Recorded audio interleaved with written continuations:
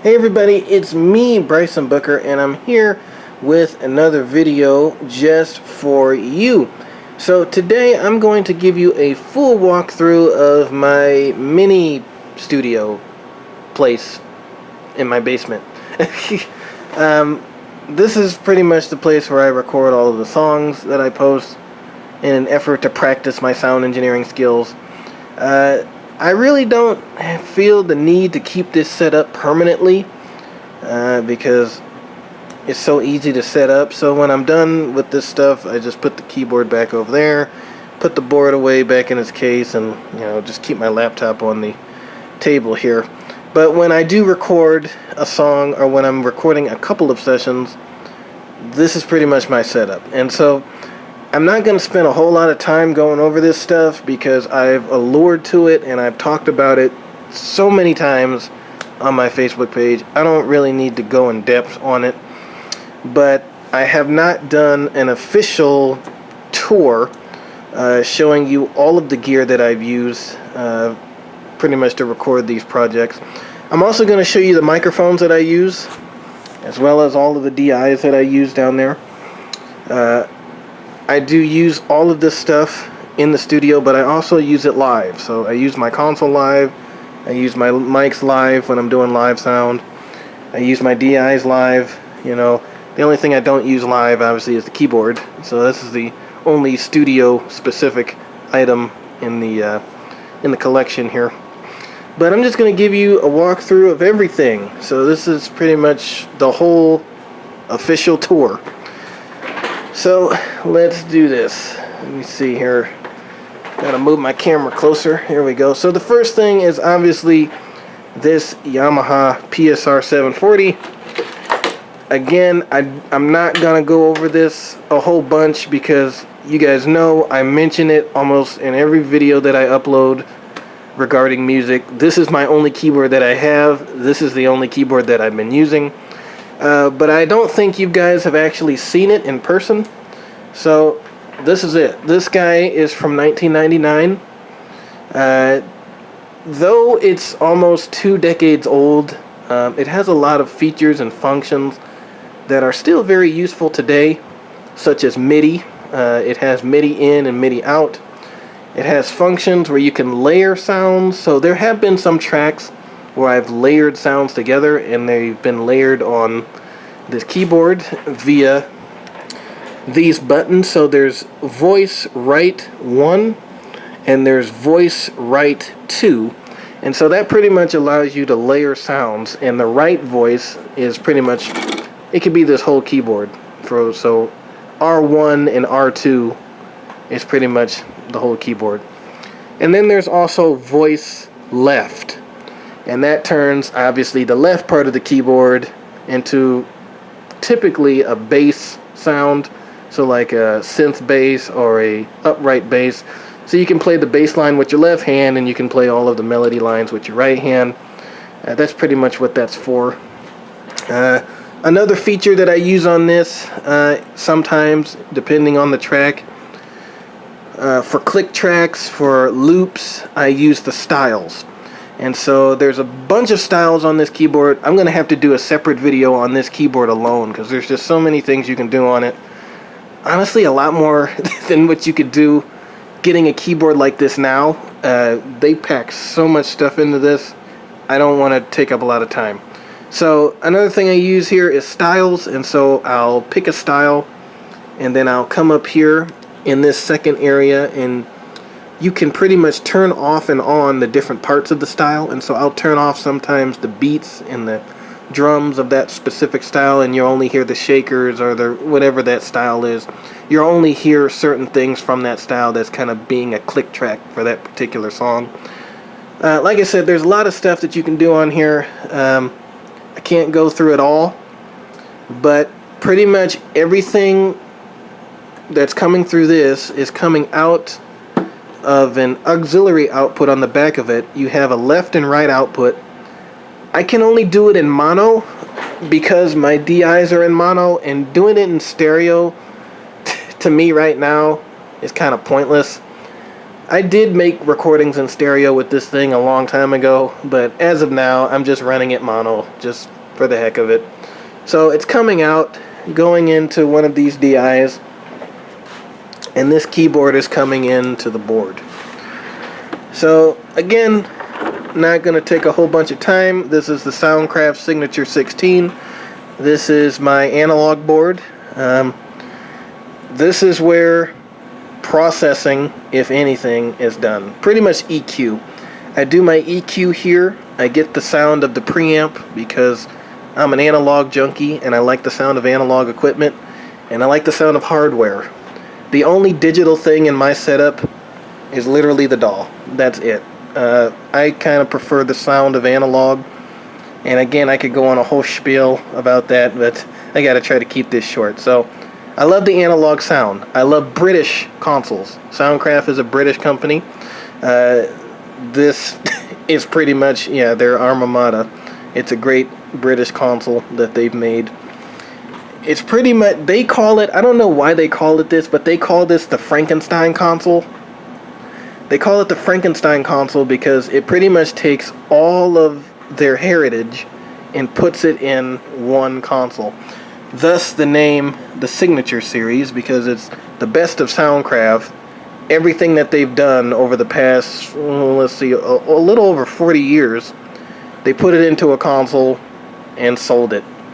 But one of the coolest things about this console, and the reason why I can allow this studio to be an analog studio with an analog board, is because of the USB interface included with the Soundcraft Signature. And so this is how I'm getting signal from the board to my laptop, literally with a single USB cable. So there is a USB output right up here, and this is pretty much sending my left and right, whatever I'm sending to this left and right fader is going out and going to the DAW. So that's why I'm just recording things track by track. I'm not, pushing up a whole bunch of faders and sending that to the left and right mix. I'm literally just using one channel of my console, at the most two, because the way I record guitars now is a little bit different. So at max, I think I'm just really using like 2 or 3 channels, because it's literally most of the signal is just coming from this keyboard, and most of the time I'm not doing it in stereo. I'm just doing it in mono, so I'm just running a mono signal, and that's pretty much it. So this USB output pretty much allows anything that's coming through the board to be sent to a DAW. It also features a semi-parametric EQ. That's how I can get away with most of the EQ that I like to do to my sources on this board, because it has highs, high mid, low mids, and lows. I can do all my EQ on here. Typically when I EQ, I don't boost any frequencies because my philosophy is to get it right at the source, this being the source, as well as having good DIs and good microphones, which I'll show you in a second. My goal is to make the source as organic and as natural and as musical as possible. And so I'm not coming here and boosting stuff. I don't like doing that. If I'm gonna boost something, I don't do it at the board. I'll come in to the DAW and I'll maybe bump up the bass a little bit if I really think it's necessary. But 99% out of 100, I'm not boosting anything. It's literally just general cuts and just having good sources and good DIs and a good console and a good DAW. And this has been a great console to me so far. It also has digital effects. So sometimes I use reverbs, sometimes I use delays. Some of them come from the Yamaha, because the Yamaha also has effects. It has built-in delays, built-in reverbs, and some Yamaha reverbs are pretty good. Some of them suck. No offense to Yamaha, but some of their reverbs suck. And that's why I come and use this reverb and delay unit. And this console uses a Lexicon effects unit. Obviously you can see that there. Lexicon, as well as DBX, is a part of the Soundcraft heritage, and so they put a Lexicon effects processor right on board here, as well as a DBX limiter on the first 4 mic channels. So I take advantage of that Lexicon effects unit because some of their reverbs and delays sound much better than those Yamaha reverbs and delays. So that's the board. I come out via USB, go right into the computer. And then you all know what I'm going to show you next. This is the DAW. This is the previous session that I was working on. I still have to add stuff to it. I'm not done with this.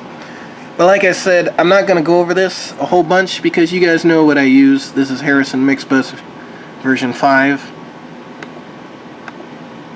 This is the mixer section. Again, you guys know this. So once I record individual parts track by track through this, they come here, and this is where honestly I do my final mixing. So once I have each individual track, then I can mix it, you know, do a whole bunch of stuff to it. You have tape saturation right there, which I'm an analog junkie, so I gotta have my tape saturation. I gotta have that warmth in there, even in the digital domain. This is a 3-band EQ. This is why I do most of my EQ on the board, because I have more control over the EQ on the board than I do in the DAW. I only use this EQ just for corrective things. So if I did EQ on my board and something sounds still a little bit harsh and still a little bit thin, or there's not enough low end, then I come to this EQ and engage it and, you know, just correct things, just correct little things. This EQ is so musical. I love how it sounds, so organic, so neutral. And so I'll use it to correct different things that I might have got wrong here, or because of how this keyboard sounds, I have to do some more work to it on the DAW, just because it's in the digital domain, and sometimes things sound a bit brighter and a bit colder in the digital domain depending on what it is. So in an effort to balance it out again before it goes off as a track, I just do some corrective stuff. So again, not going to go over that, but this is my DAW, Harrison Mixbus. Now I'm going to show you my microphones that I use. So I actually have a couple of them here. This is the AKG D5. For the album From the Inside Out, some of the tracks were recorded with this D5. Not all of them, but some of them. And I can kind of tell you which ones were recorded with the D5 if I hear the songs again, because this has a very unique sonic signature to it. It's very sweet. It has a very airy top end. Some of that top end I have to take out a little bit, or else it'll be very harsh. But it's a great studio sounding dynamic microphone. I love it, from AKG. It's a very good mic. Next mic I have here, oh boy, I can tell this is going to be a long video. Alright, is an SM57 from Shure. I don't use this too much in the studio. I use this more live than I do here, because obviously most of the stuff is from a digital piano.